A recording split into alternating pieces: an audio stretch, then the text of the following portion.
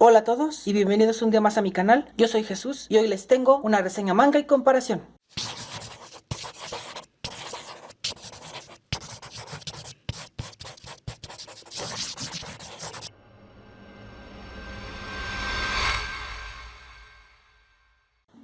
Como pueden ver, el título de esta ocasión es The Promised Neverland. Su nombre en japonés es Yakusoku no Neverland. Es una serie de 19 tomos y que además está preparada para terminar en el tomo 20 en Japón. Está escrita por Kaiju Shirai y está ilustrada por Posuka Demisu. Y para esta ocasión les tengo dos ediciones diferentes en idioma español para mostrar y comparar. Tengo el tomo 1 de Panini México y tengo los tomos del 1 al 10 de la edición de Norma Editorial de España. Para la muestra de revisión voy a comenzar primero con la edición de Panini México. Tenemos que nos presentan tomos en formato tankobon pequeño, es decir, 11 centímetros por 17 y medio. La sobrecubierta es acabado brillante. Tenemos el título de la obra con esta tipografía para México. La ilustración, el número y abajo tenemos los autores y el logo editorial.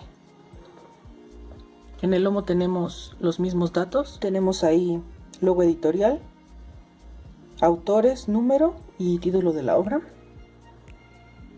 Ahí lo tenemos. Al reverso tenemos esta ilustración a la mitad de aquí. Aquí ponen otra vez The Promised Neverland y nos ponen una pequeña hipnosis que dice: Gracefield House. Ella los adora como si fuese su mamá, pero no lo es. Ellos viven juntos, pero no son hermanos. Emma, Norman y Ray vivían dichosos en un pequeño orfanato hasta que un hecho fatídico acabó con sus días de felicidad. ¿Qué futuro les va a deparar el destino ahora que saben la verdad? Ahí está.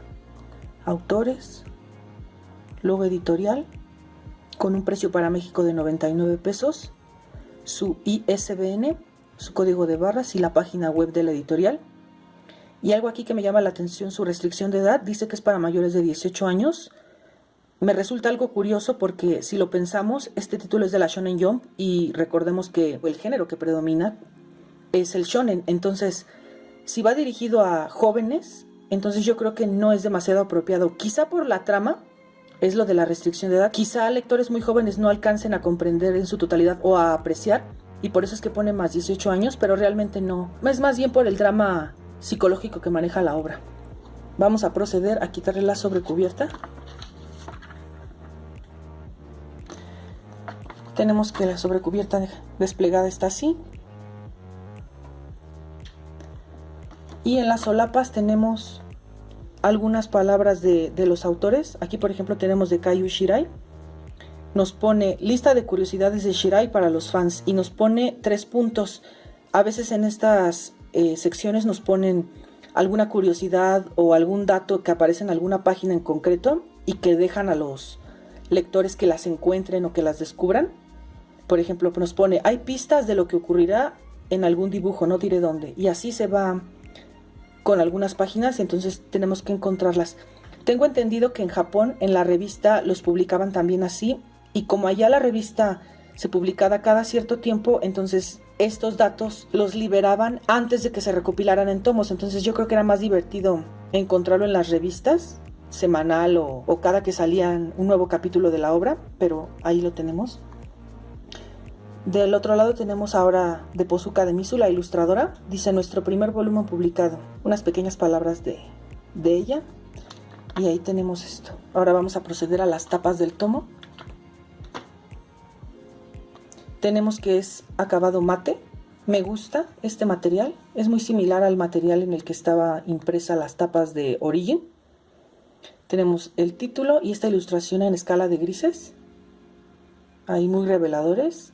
En la mayoría de los tomos nos ponen imágenes que a lo mejor resultan ser spoilers o pistas de la historia, pero mucho más adelante. Y aquí, por ejemplo, tenemos esta ilustración. Es el mismo fondo que aquí, la misma escalera, solamente que es otra niña. Ahí está.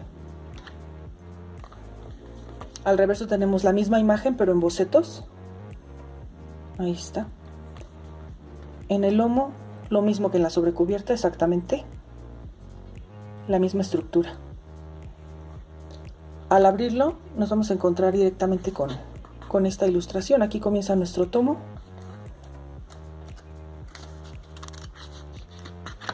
Y tenemos el índice inmediatamente. Tiene 7 capítulos el tomo 1 y ahí comienza nuestro tomo. Del papel tenemos que es delgado, no demasiado delgado, pero no es demasiado grueso tampoco. No es blanco, es ligeramente amarillento. Ahí lo tengo. Se siente bien, abre perfectamente, el encolado está muy bien, es muy cómodo de leer. No tiene ningún problema. Se transparenta un poco, eso sí. Aún así me parece que está bien.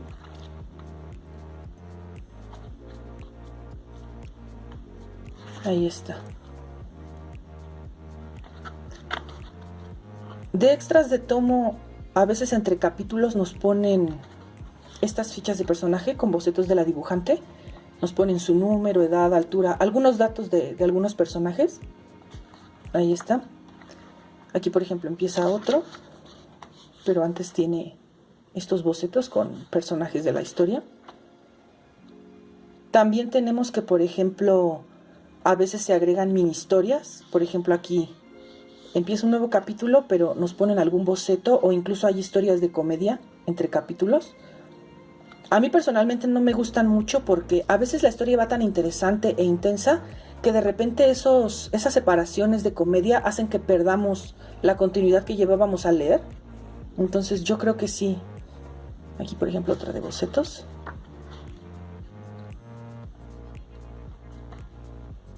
Del dibujo me parece que está bonito. Muy shonen, eso sí.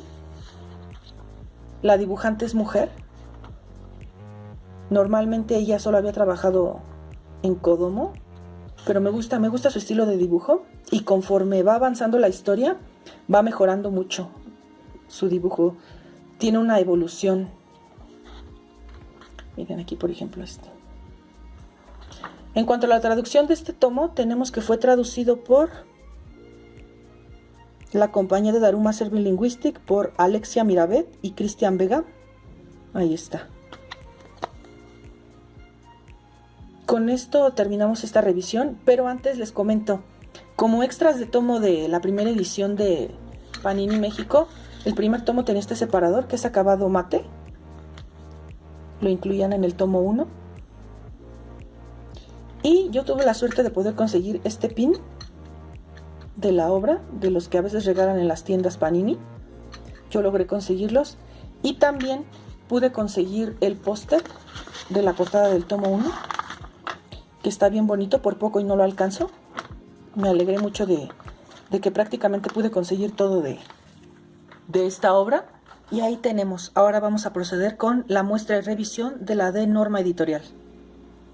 En el caso de Norma Editorial, tenemos que también nos presentan tomos en formato tanco pequeño con sobrecubierta, también acabado brillante. Aquí tenemos la tipografía que ellos usaron. Y como pueden ver aquí, este circulito naranja dice promoción de lanzamiento, 4 euros.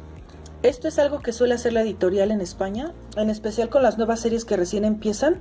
Las ponen a promoción de lanzamiento a mitad de precio, a 4 euros, los tomos 1 o a veces algunas series los 2 primeros tomos, como por ejemplo Yona, Princesa del Amanecer, o también Last Game lo llegaron a poner en esta promoción. Y más recientemente también estuvo Jigokuraku y Jujutsu Kaisen también con esta promoción. O sea, tienen estas promociones de lanzamiento. Originalmente el tomo cuesta 8 euros, pero con estas promociones podemos obtener los tomos con este precio, con exactamente la misma calidad que con el resto de los tomos, ya que estas promociones solamente es para la primera edición. Cuando se agote, se reimprime el tomo en exactamente la misma calidad, pero ya a precio completo. La única forma de diferenciarlos es la etiqueta, y además en la hoja de créditos aquí dice edición promocional. Por si llegan a conseguir alguno de estos tomos a precio completo, pues se pueden dar cuenta por la hoja de créditos que dice que es a precio promocional. Y ahí lo tenemos, su estructura. En el lomo tenemos los mismos datos. Y en el reverso tenemos esto, la ilustración también, logo editorial, página web editorial, ISBN, código de barras.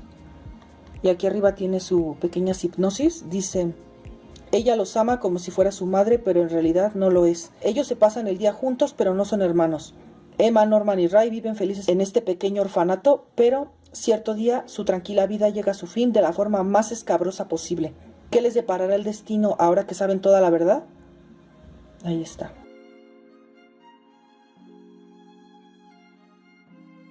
Vamos a proceder a quitarle la sobrecubierta.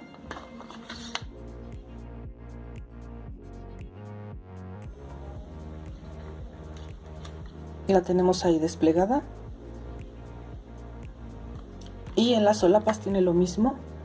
Palabras de los autores, aquí las de Kaiju Shirai, con sus pistas para que los lectores las puedan encontrar en el tomo.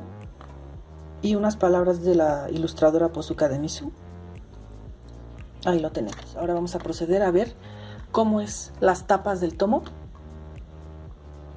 Tenemos el cartoncillo con esta ilustración también. Tenemos aquí arriba The Promised Neverland. No sé si lo lleguen a apreciar, yo creo que sí. Si se pueden dar cuenta, la tinta de aquí resalta, es tinta dorada y a la luz salta del resto de la ilustración. Es un bonito detalle, a mi parecer.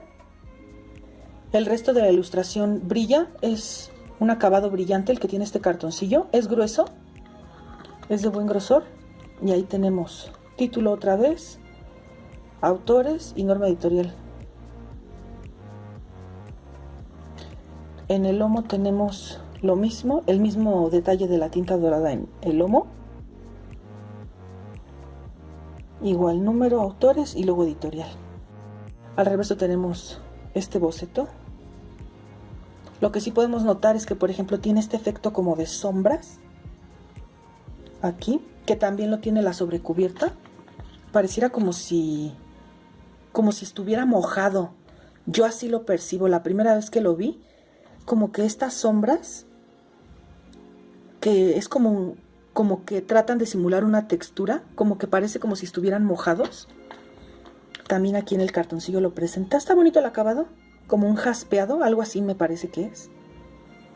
Procedemos a abrir el tomo y nos encontramos aquí con esta ilustración también. El papel es de buena calidad, es blanco. Ahí está el índice. Aquí tenemos estas ilustraciones. Ahí la tenemos. Las tintas me parece que están muy bien. Muy bien contrastadas. Se transparenta también, pero muy poco. Realmente no presenta demasiados problemas en ese aspecto. Por ejemplo, aquí muy poco, casi nula la transparencia. Se ven muy bien las tintas, a mi parecer. Lo que sí es que normalmente los tomos españoles, en especial los que son tanco pequeño, en el caso de norma editorial, no es que cueste trabajo abrirlo, sí abre perfectamente. Se pueden leer los bocados aquí, por ejemplo, en el interior. Se abre y se lee bien. Pero sí hay que tener ligero cuidado con estos tomos, pero abre bien, se puede leer muy bien, no presentan problemas. Los tomos de norma editorial en formato B6 no presentan este problema precisamente por el tamaño del tomo. En los tanco pequeños sí suelen tener estos problemitas, pero no tiene la mayor complicación, me parece que está bien. En el caso de esta edición tenemos que fue traducido por Carlos Mingo e Irene Telleira. Tengo entendido que estos dos traductores son relativamente nuevos en el mundo de la traducción. Por ahí hay una entrevista, se las voy a dejar por aquí arriba si la encuentro, para que puedan verla. Ahí entrevistan a los dos traductores y dicen algunas de las series de las que están traduciendo, cómo es el proceso de la traducción. A mí me parece muy interesante. La verdad es que sí se le nota un poquito que son nuevos. Por ahí llegué a encontrar errores de sintaxis. Ya lo veremos en la revisión y la comparación de las ediciones. Prácticamente con esto terminamos la revisión del tomo de norma editorial. Pero antes les voy a mostrar algunas de las otras portadas, ya que yo estoy siguiendo la obra de norma editorial. Una de las razones fue porque iban más adelantados con la obra y es tan intrigante la historia que yo quería leerla enseguida, entonces me decanté por comprarla con norma editorial. Aquí tenemos la portada del tomo 2 y aquí tenemos cómo debajo tiene estas ilustraciones. Todos tienen la tinta dorada con estas ilustraciones y luego atrás la misma ilustración pero en boceto. Ahí la tenemos. La del tomo 2. La del tomo 3.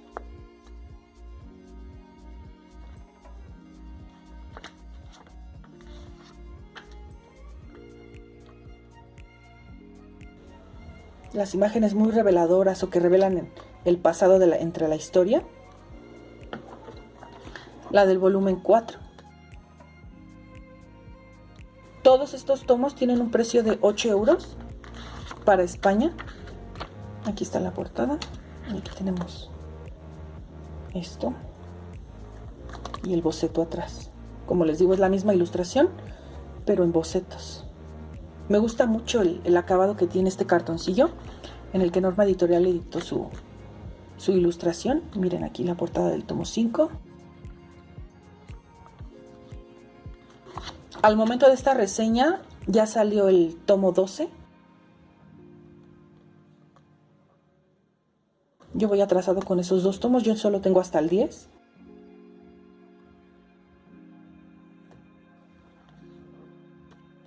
La del tomo 6. Cada portada también es reveladora, revela ciertos detalles.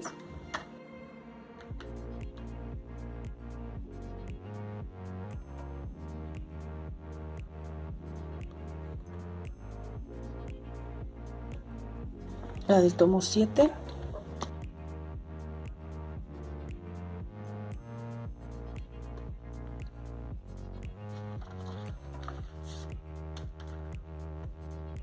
Aquí está muy bonita, me parece que está muy bonita esta.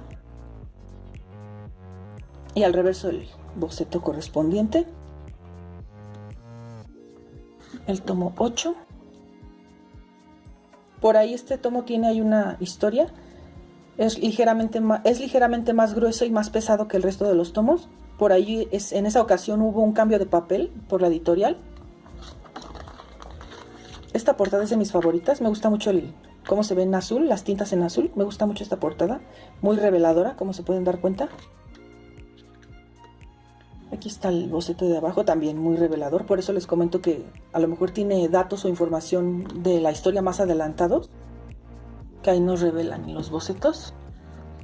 La del tomo 9 también es más pesadito, como que a partir del tomo 8 cambiaron de papel, están más gruesos. Curioso, ¿no? Porque aquí en México es caso contrario. Está bonita también esta ilustración. Vemos incluso a Emma más grande de edad. El dibujo de Pozuka de Mizu es fenomenal en ese aspecto, cómo evolucionan incluso los personajes en la propia historia. Miren aquí nomás, pedazo de spoiler. Y el boceto. Y finalmente, el último tomo que yo tengo, el tomo 10. Vean nada más.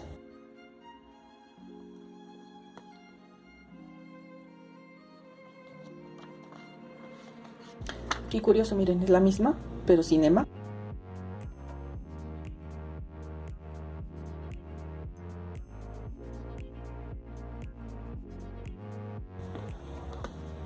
La misma de aquí, por ejemplo.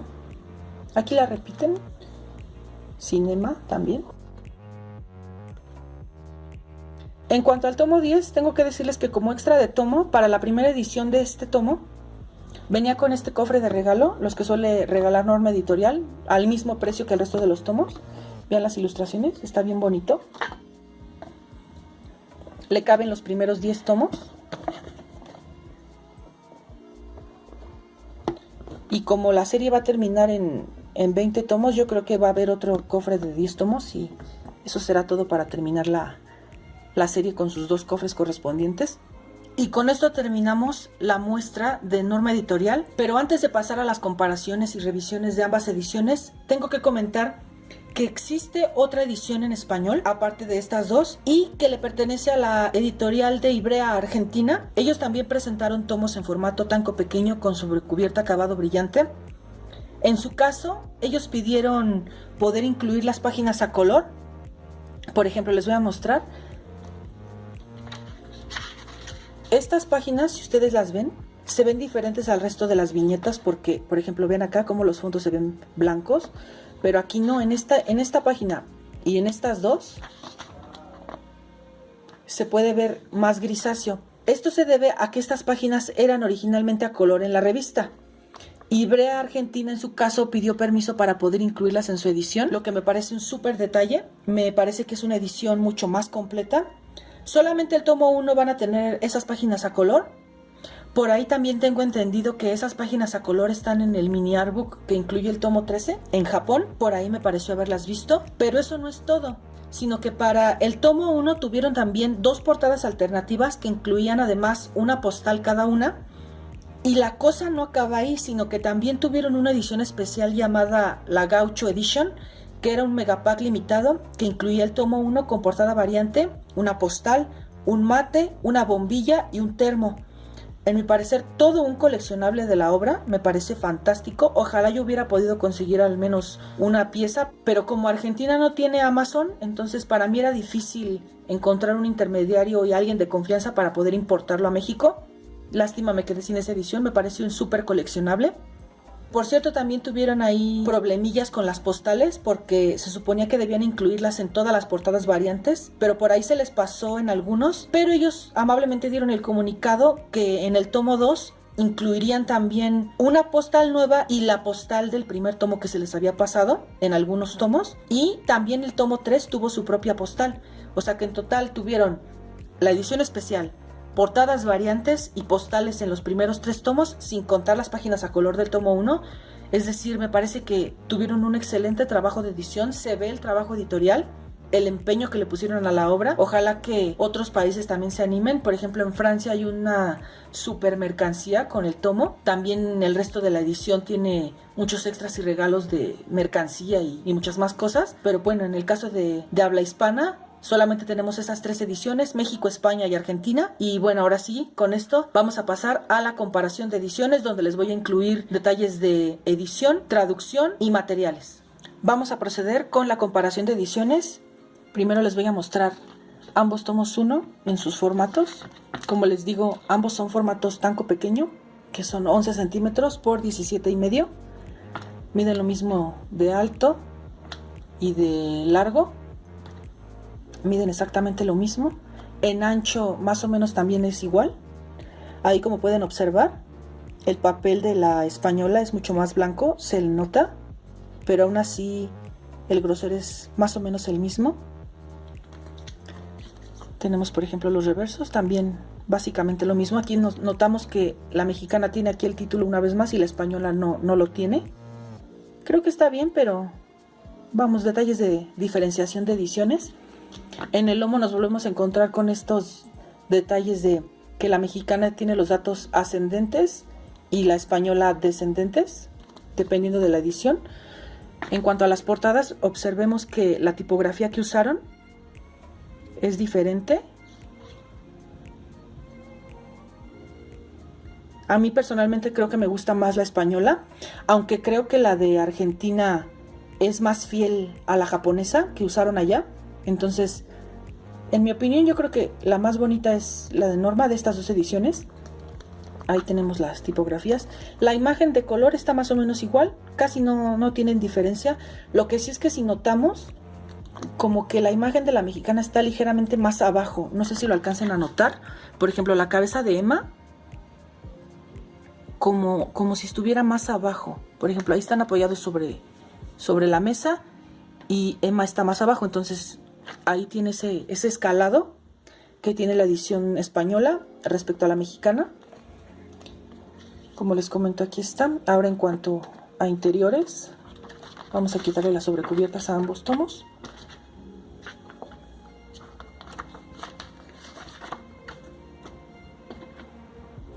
Aquí tenemos los tomos.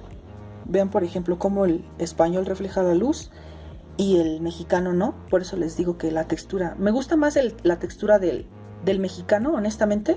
Creo que está mejor, pero lo que les comentaba en la revisión de Norma Editorial, cómo las letras brillan, y en el caso de la mexicana no. Ahí está. Y vean aquí. Ahí está la ilustración. Se ve muy bien en las dos, se aprecia bastante bien en ambas.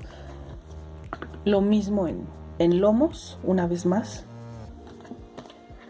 Y aquí está lo que les comentaba de esos tonos jaspeados que yo le noto. Vean aquí, por ejemplo, este efecto que tiene, que también presenta la sobrecubierta y que el mexicano no tiene.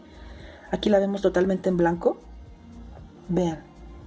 Lo que sí es que están más nítidos los colores negros en la mexicana. Aquí, por ejemplo, pero yo creo que es por el acabado del papel, del cartoncillo que tiene aquí, que se ven más fuertes en la mexicana que en la española. Aún así están muy bien ambas, como podemos ver. Esto es en cuanto a la comparación física. Ahora voy a mostrarles algunos detalles de traducción puntuales que llegué a encontrar. Solo que antes de que se me pase, les voy a mostrar rápidamente algo. Un detalle que me llamó la atención es que, por ejemplo, tenemos en los lomos de ambas ediciones, que realmente están muy sencillos. Tenemos, por ejemplo, que en la edición de Argentina pusieron sus lomos exactamente igual, pero ellos tomaron una pequeña imagen de la portada y se las colocaron. Esto no viene así en el japonés, pero me parece todavía que es más trabajo editorial y que se ve mucho mejor. Me gustan mucho los lomos de cómo se ve la edición argentina. En el caso de estas dos, ninguna lo tiene. Está así, bastante sencillito. Y ahora sí vamos a pasar a detalles de traducción.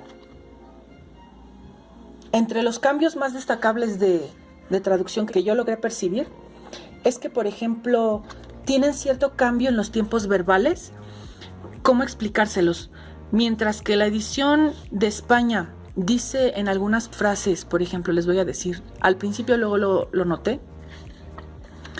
Dice, por ejemplo, vivo aquí desde hace 10 años. Y luego dice, ahora mismo somos 38 hermanos. Aquí luego dice, aquí tienen cabida niños de cualquier edad, personalidad y color de piel. Es obvio que entre nosotros no existen lazos de sangre. No sé si perciban ese cambio. Entonces vamos a ver cómo viene el de la edición mexicana para explicarles mejor. Tenemos que dice en el mexicano, llevamos 10 años viviendo acá. En ese momento éramos 38 hermanos. ¿Sí se dan cuenta que usan éramos? Bueno, pues aquí también nos muestra, por ejemplo, teníamos personalidades y edades distintas, de orígenes distintos. Nuestra sangre tampoco era la misma. Entonces tenemos que el mexicano nos está hablando en tiempo pasado. Me parece un detalle interesante que compartir porque da a entender desde el inicio de la historia que lo que están viviendo ya pasó. Cosa que en el español están hablando en presente. Es decir, pone, vivo aquí desde hace 10 años. Y el mexicano pone, llevaba 10 años viviendo acá. Y luego pone, nuestra sangre tampoco era la misma. Y acá pone, era obvio que entre nosotros no existen lazos de sangre. O sea, sí cambian algunas cositas así. En tiempos verbales, el español habla en presente y ligeramente el mexicano habla como en pasado. Esas son las primeras diferencias notables. En cuanto a adaptación, voy a decir del mexicano que hay palabras que a mí no me terminan de convencer, por lo menos en este tomo. Espero yo que en tomos posteriores haya mejorado. Pero, por ejemplo, les leí aquí, llevaba 10 años viviendo acá. Por lo menos en México, el acá no se usa demasiado. No es que nos suene raro, pero no se suele usar tanto. Yo he escuchado el acá más usado en Latinoamérica. Por ejemplo, llevaba 10 años viviendo acá en vez de poner aquí, por citar un ejemplo. Y nos lo seguimos encontrando más adelante en el tomo. Dice, no te preocupes, vamos a salir todos juntos de acá. Ese acá muy marcado. Les comentaba que la traducción del tomo fue por la compañía de Daruma Serving Linguistic y no tiene revisión, y la verdad es que sí se le nota, O sea, tiene esos problemas de adaptación al español mexicano que pasaron por alto y que así se quedaron en este tomo aquí otra vez. Esto va acá, entonces tiene esas palabritas que no suena un español muy fluido, por lo menos aquí en México. En Latinoamérica, como repito, sí lo he escuchado. Me parece que sí lo utilizan. Venga para acá, en vez de venga para ven aquí, ¿no? Entonces, están esas palabras. Ahora, en cuanto a casos puntuales de traducción, encontré aquí, por ejemplo, en rotulación, estas tintas como grises en vez de negros. Creo que en el mexicano dan a entender de que están hablando bajito, como que están susurrando. Aquí lo notan, por ejemplo, vean las letras aquí arriba y están negras, pero aquí abajo aparecen en gris, aquí y aquí otra vez. No, creo que no tiene sentido que las pongan de otro color. Si están susurrando algo, no le veo mucho el caso. Aquí atrás nos volvemos a encontrar con ese detalle. Aquí, por ejemplo, aquí están dentro de la casa, pero otra vez volvemos a ver, no sé si fue algún detalle de rotulación o realmente está hecho así a propósito. Vean las tintas aquí grises, y aquí, por ejemplo, otra vez vuelve a los tonos negros. A mí se me hizo extraño, el de Norma Editorial no presenta eso, y ahí lo tenemos. Aquí tengo un caso muy puntual también de traducción. Por ejemplo, noto que aquí dice en el mexicano, porque la amo, a Emma refiriéndose. En este caso puntual, yo encontré en el español que usan otra palabra.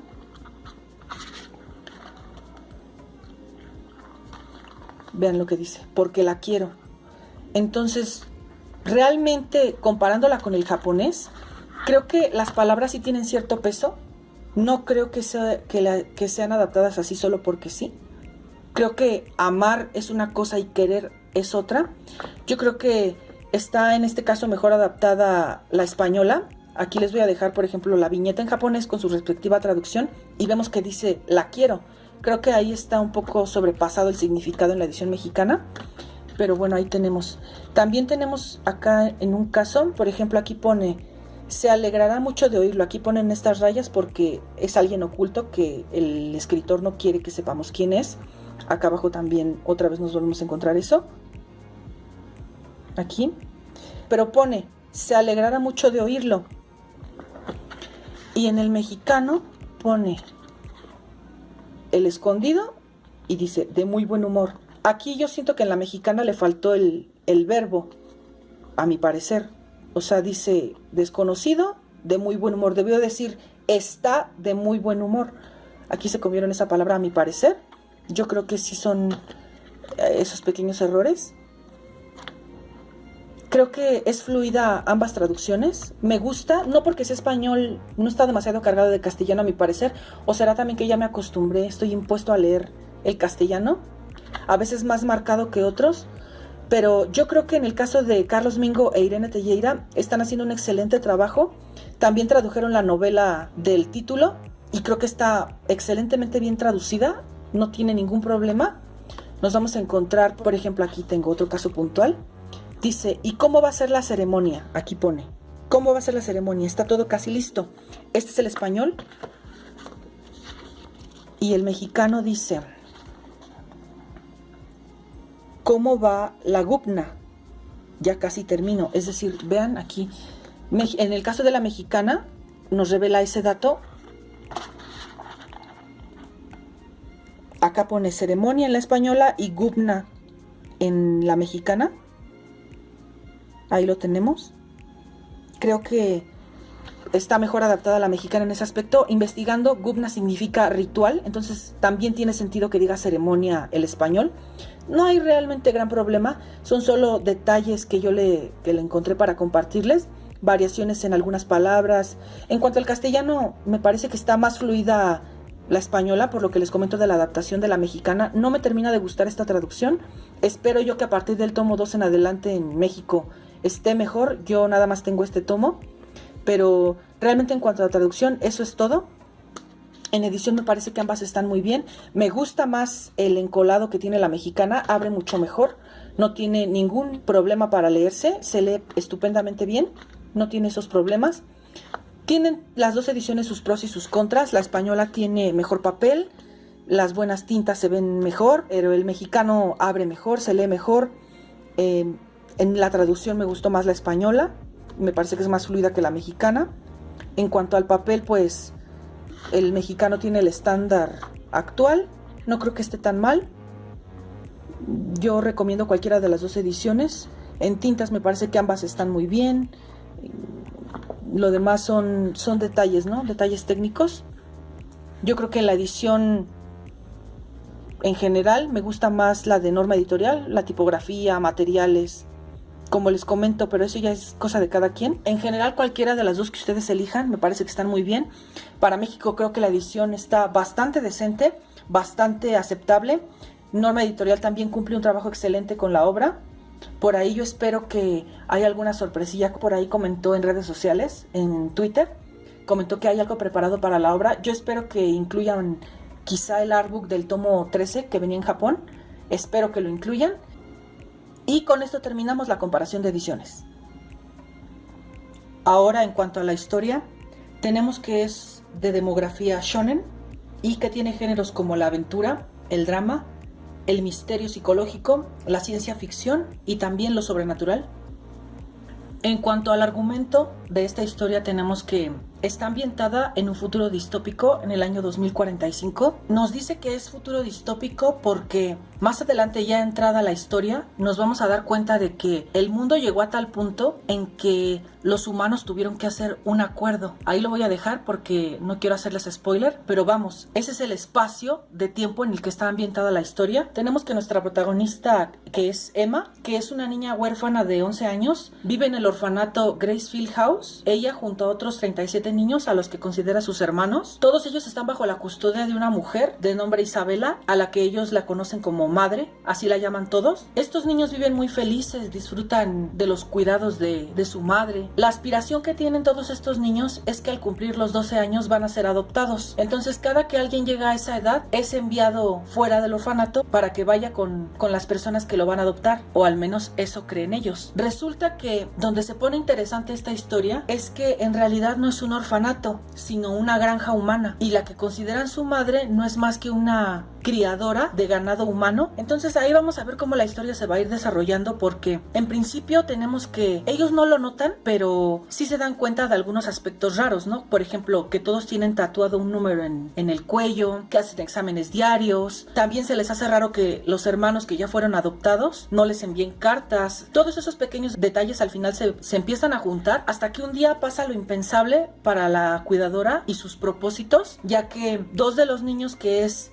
Emma y Norman, un día, por hacer una buena obra, una de sus hermanas había sido adoptada y se le olvidó su peluche. Entonces, ¿qué pasa? Que ellos, al intentar llevárselo, descubren la dura realidad. La madre que ellos conocen no es más que una marioneta comandada por unos demonios que tienen apariencia monstruosa, que son ellos los principales consumidores del ganado humano que ella se encarga de criar. Entonces, ahí vamos a ver cómo ellos van a tratar de escapar de este orfanato, pero los deseos de nuestra protagonista es que se pueda ir con todos sus hermanos. Entonces, vamos a ver cómo ellos dos le van a tener que pedir ayuda a este personaje que se llama Rai, y entre los tres van a tener que idear un plan lo suficientemente astuto para burlar tanto a madre como para poder salir de ahí con vida. Mientras la historia va avanzando, vamos a ver cómo se van a ir revelando más historias paralelas, más antecedentes, cuánto tiempo se lleva haciendo esto, con qué propósito, para qué. ¿Existe otra gente en el mundo exterior que no vive en granjas? Todas estas preguntas y situaciones se las van a plantear nuestros tres protagonistas, que vamos, la historia es tan intrincada, pero a la vez tan intrigante, porque tenemos que tener en cuenta de que son niños los protagonistas, pero son tan inteligentes que van a tener que pensar como adultos para poder salir con vida de ahí. O sea,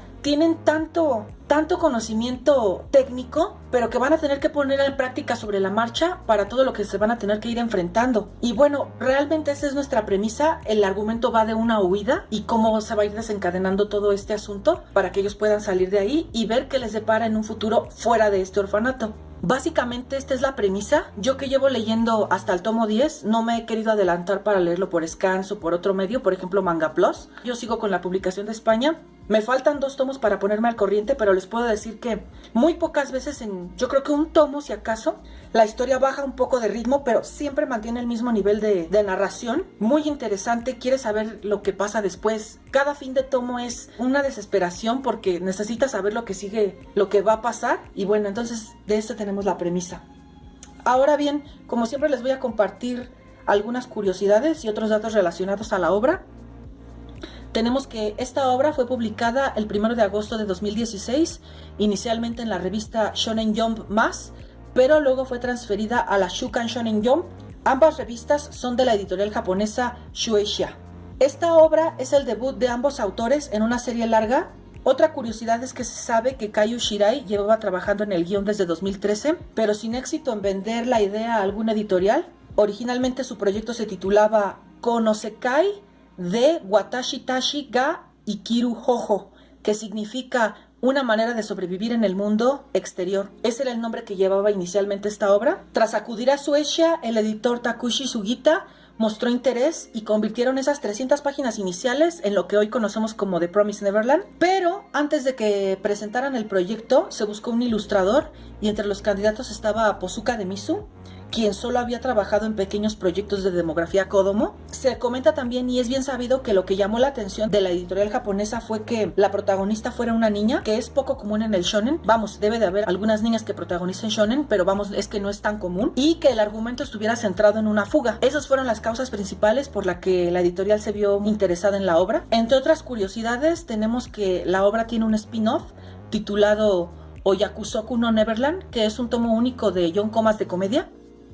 También tiene 2 novelas ligeras. La primera es The Promised Neverland, la carta de Norman, y la segunda es The Promised Neverland, la balada de los recuerdos de las madres. Ambas ya están editadas y disponibles en español de la mano de Norma Editorial. También tiene un anime de 12 episodios en la primera temporada y que abarca los primeros 4 tomos y parte del quinto, y que se estrenó el 11 de enero de 2019 y terminó el 28 de marzo del mismo año. Se tenía previsto también el estreno de la segunda temporada fuera para finales de 2020, pero dadas las condiciones se retrasó su estreno hasta invierno de 2021. Cabe decir también que a partir de la segunda temporada del anime, el argumento de la trama se va a alejar de la línea original del manga. Habrá que ver qué tal esos cambios y cómo quedará. También tiene programado un live action para salir en diciembre de 2020, pero al parecer recientemente ha salido un tráiler, pero habrá que ver si con seguridad no sufrirá lo mismo que el anime y quizá termine aplazado también, no lo sabemos.